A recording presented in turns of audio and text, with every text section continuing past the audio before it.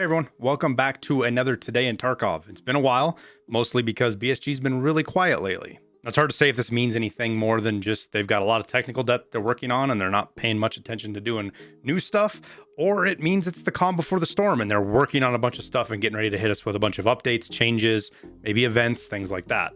But we do finally have something to talk about, and that is some changes that they brought about today, as well as some tweets, or a tweet from a couple of days ago.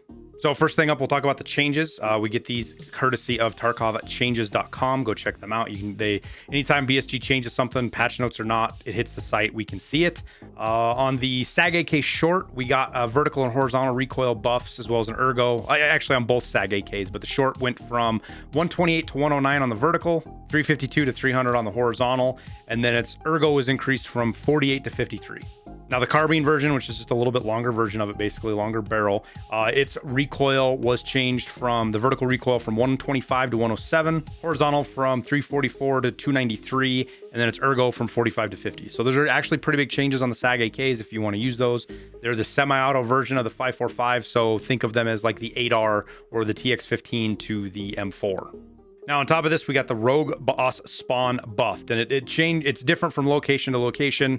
15 to 19 on Lighthouse, 12 to 15 on Shoreline, 12 to 15 on Woods, and 5 to 12 on Customs. Now, what these numbers exactly mean, you can't say 100% that they're a percentage, like a 15% chance versus 19. People think that. We don't know. It's a modifier. There's other things that could change it. But needless to say, we believe that they increased the spawn rate of all of these. So that means you're going to be running into them more often, especially in customs, it looks like, which is kind of terrifying because I run around a lot of customs, haven't run into the bosses a whole lot, maybe twice this entire wipe on that map. And if you run into them more now, it's going to make Alamo and Crack House one of the most dangerous places on the map, despite the PvP. Now, if you are trying to hunt them, I think the most successful one I've seen so far is people running Shoreline to the weather station. It just seems to be the most consistent place to fight them. Not that they spawn there more than anybody else, but as far as trying to fight them on Woods or the water treatment plant, this seems to be the most successful place to do it. Now, to round out today's tit, we got these pictures from BSG back a couple of days ago, and basically it's just pictures from inside the studio, people working diligently on Tarkov. First one, we got a screenshot here. There's somebody's working on the face of a new bad guy. It looks like maybe they're using a real picture to try to generate a fake one. Not sure. Funny thing, a lot of people thought it was Pestily at first, though I don't see the resemblance. Another gentleman here working on what looks to be some kind of structure, building, textures. I don't know anything about this stuff. Just kind of looking at it loosely. This could be streets. This could be another part of arena. Who knows what this is? And then lastly, the most interesting one that I thought we see here is the one that is an actual arena. But the map looks like it's kind of two-sided, right? Like you would see in a Call of Duty smaller map or something. Barriers, towers, there's helicopters in the middle, things like that. This leads me to believe it's an arena map, which would fall into what Nikita had said about there being many maps for arena, some small, some medium, some large. This one looks like it would be pretty big, actually. And it's just being worked on, still in the stages of being put together, but looks like pretty close because they've got some of the fancy skins for lights and signs and things on there, which would usually be one of the last things you do on a map.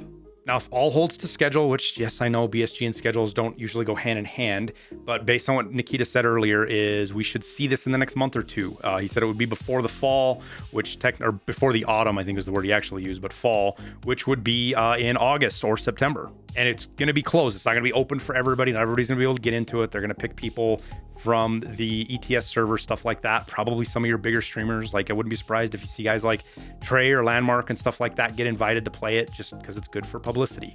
And I feel like it's getting closer and closer because BSG has gone to the level where they've actually added a category on Twitch for Escape from Tarkov Arena. So hopefully we'll see more news in the coming bit of time on that. Like I said, it's been pretty light from BSG the last couple of weeks on it, but hopefully we'll get some more as we ramp up into an event or something along those lines in the near future. Thanks for watching.